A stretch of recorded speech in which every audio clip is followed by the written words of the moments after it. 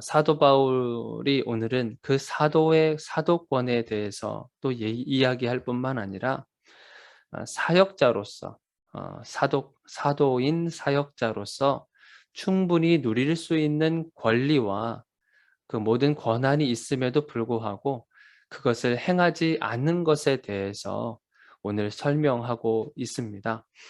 우리 1절을 한번 볼까요? 내가 자유인이 아니냐, 사도가 아니냐, 이렇게 이야기를 시작하고 있어요. 이게 무슨 말이냐고 하면, 사도 바울은 우리가 계속 입술로 입버릇하듯 사도 바울이라고 이렇게 우리가 지칭하잖아요.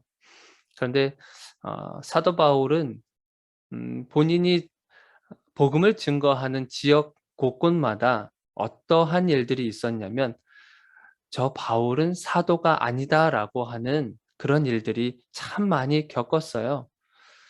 그러니까 꼭 이런 거죠. 의사인데 저 사람 의사 아니야. 돌팔이 의사야. 뭐 이런 식으로. 저 사람 목사인데 저 사람 가짜야. 이러면서 쫓아다니면서 괴롭히고 했었던 그 괴롭힘을 당했던 사람 중에 한 사람이 바로 이 사도 바울이에요. 바울이 복음을 전하고 이곳에서 복음을 전하면 꼭 사람들이 쫓아와서 저 사람 거짓말이니까 믿지 말라. 그렇게 하면서 괴롭힘을 많이 당했죠. 그래서 이 사도권에 대해서 사도 바울이 굉장히 참 중요하게 생각합니다. 왜냐하면 자기가 사도가 아니라고 하는 것이 증명이 되면 그동안에 자기가 복음의 씨앗을 뿌렸었던 모든 것들이 전부 거짓이 되기 때문일 뿐만 아니라 진리이신 예수 그리스도마저도 거짓말쟁이로 만들 수 있기 때문에 자기가 사도라고 하는 것에 대해서 굉장히 민감하게 반응을 보이게 됩니다. 여러분들 사도가 되기 위해서는요, 세 가지 정도가 충족이 되어야 됩니다. 그 첫 번째가 뭐냐면 부활하신 예수님을요, 직접 목격을 해야 돼요. 그리고 두 번째는 부활하신 예수님에게 직접 가르침을 받아야 됩니다. 그리고 세 번째는 부활하신 예수님에게 직접 파송을 받아야만 이 세 가지 조건이 충족이 되어야 사도가 될 수 있는 그런 권한이 주어집니다. 그런데 여러분들 예수님 시대 때 사도 바울이 있었던 게 아니라 사도 바울은 다메섹에서 예수님을 믿는 그들을 법적으로 이렇게 잡아다가 감옥에 가두기도 하고 하기 위해서 가는 도중에 예수님을 만나거든요. 그때 만난 예수님이 바로 어떤 분이냐면 부활하신 예수님을 그때 만나게 된 거예요. 그래서 예수님을 통해서 가르침을 받기도 하고, 그리고 직접 내가 너를 이방인을 위해서 준비한 자다라고 하면서 파송을 직접 받으세요. 그러니까 이 사도 바울이 부활하신 예수님을 만날 뿐만 아니라 가르침도 받고 그리고 파송을 받았기 때문에 이 사도 바울이 자기가 사도라고 하는 것에 대해서 강한 자부심을 가지고 있는 거예요. 자, 그런 모습이 사도 바울이 기록한 서신서를 보면 조금 더 우리가 알 수 있거든요. 그것이 뭐냐면 사도라고 하는 단어를 꼭 기록하고 있는 서신서들이 있어요. 내가 예수 그리스도의 은혜로 말미암아 사도가 되었다라고 하는 이 단어를 기록하고 있는 서신서들이 있어요. 뭐 고린도 전서 후서, 지금 우리가 고린도 전서를 보고 있죠. 고린도 전후서, 뭐 갈라디아서, 에베소서, 뭐 골로새서, 이러한 서신서들은요 반드시 사도라고 하는 단어를 기록합니다. 그 말은 무엇이겠어요? 이 지역에서는 사도권에 대한 분쟁이 심각한 곳이라는 것이에요. 그래서 반드시 자기가 사도라고 하는 것을 밝힙니다. 그런데 바울이 기록한 서신서 중에서 사도라는 말을 기록하지 않은 그런 서신서들이 몇 있어요. 빌립보서라든지 아니면 데살로니가 전후서라든지 이런 서신서들은요, 굳이 자기를 사도라고 이야기하지 않습니다.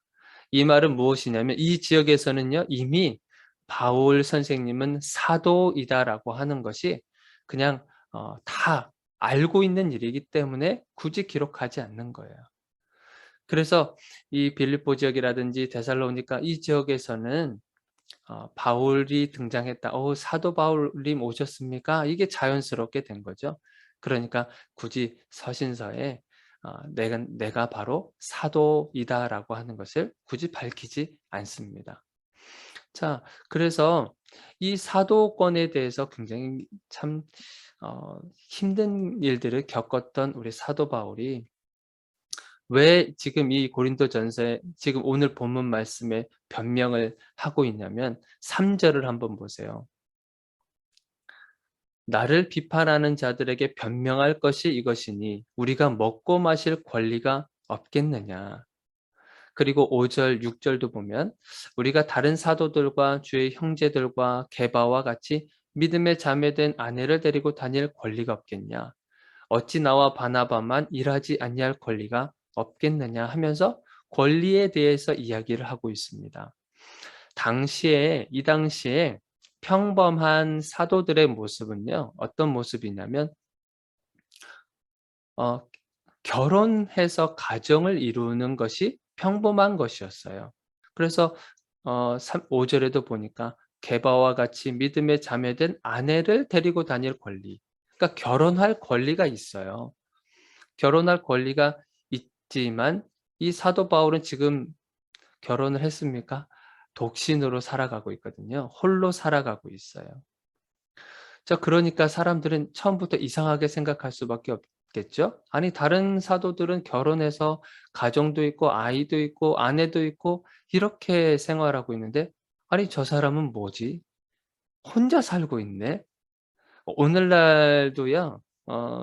뭐 다 그런 건 아닌데 몇몇 교단에서는 결혼하지 않은 사람에게 목사 안수를 주지 않아요.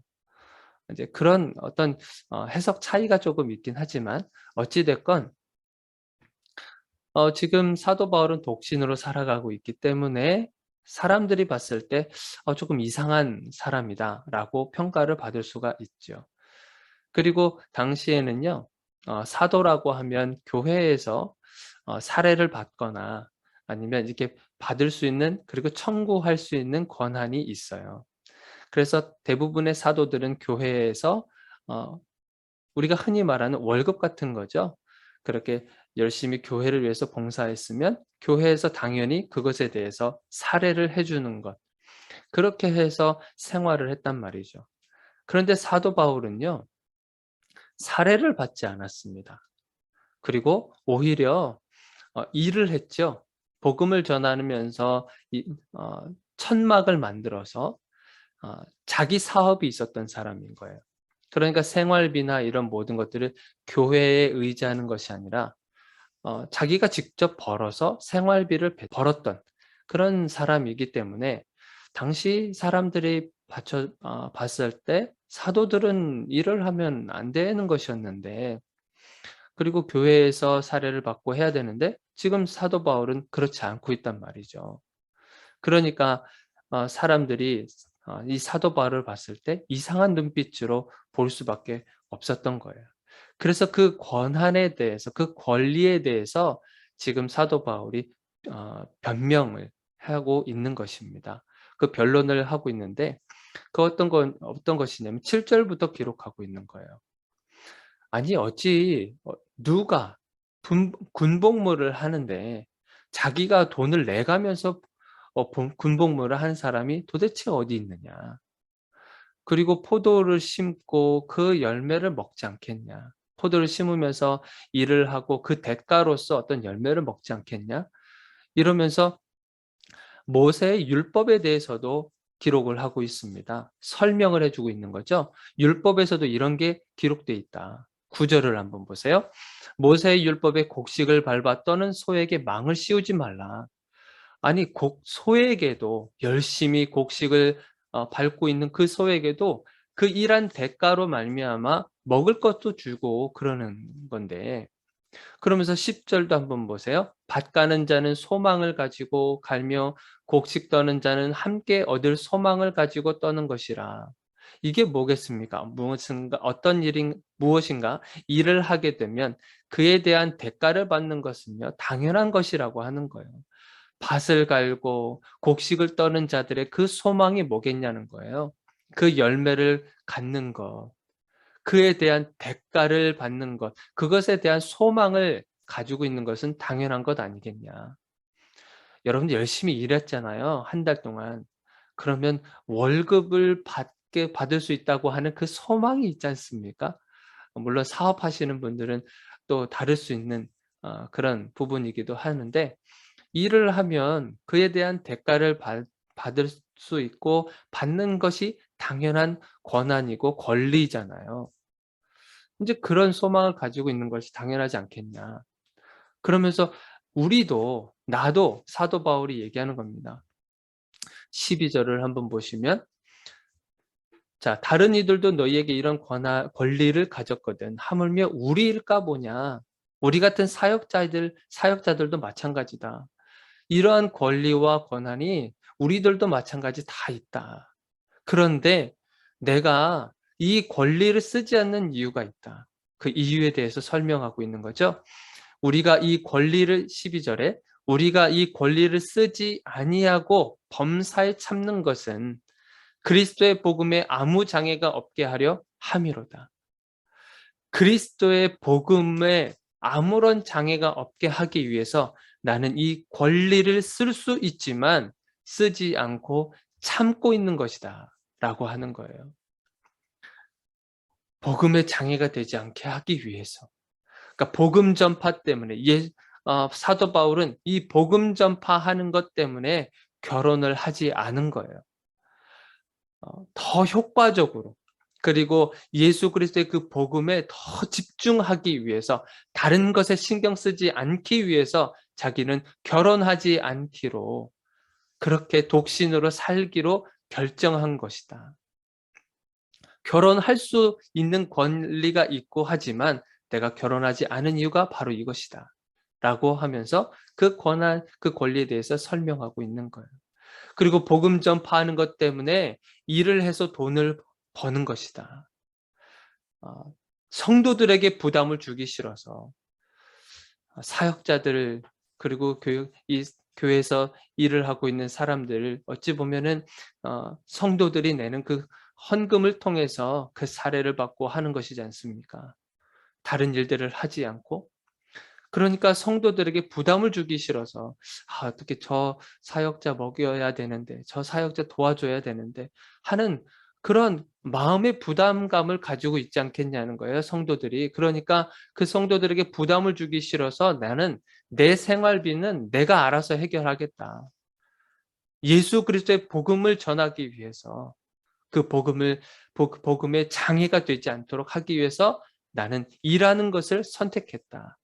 라고 하는 것을 그 권리에 대해서, 쓰지 않은 그 권리에 대해서, 그 정당함에 대해서 이야기를 하고 있는 거예요. 권리는 여러분들 타인에 대해서 당연히 요구하고 그리고 주장할 수 있는 그 자격을 말하잖아요. 주체적으로 결정할 수 있고 하는 것에 대한 그 자격을 우리가 권리라고 말하잖아요. 돈을 쓸 수 있는 권리가 있어요. 그리고 말할 수 있는 권리가 있죠. 누릴 수 있는 권리들도 다 있어요. 인간이라고 하면 기본적으로 가지고 있는 권리들이 있단 말이에요. 돈 많이 가지고 있는 부자가 자기 돈 가지고 쓴다는데 거기에 대해서 누가 비판을 할 수 있겠습니까? 자기 거 가지고 자기가 하겠다고 하는데, 자기가 권리를 가지고 자기 마음대로 행하겠다고 하는데 거기에 대해서 우리가 비판할 수는 없다는 거예요. 그러나 복음 전파를 위해서 예수 그리스도의 그 십자가의 은혜를 전함에 있어서, 그것이 만약에 나의 그 권리와 그 권한이 형제들로 하여금 실족하게 만들면 나는 그 권리를 포기할 수 있다고 하는 겁니다. 그 권리를 포기할 수 있는 용기와 그리고 담대함과 이러한 것들이 정말 지혜인 것입니다. 마땅히 행할 수 있는 그런 것이 여러분들한테 주어졌지만, 혹시라도 복음에 방해가 되는 것이 있다고 한다면 그것을 포기할 수도 있어야 된 줄로 믿습니다. 함께 기도하겠습니다.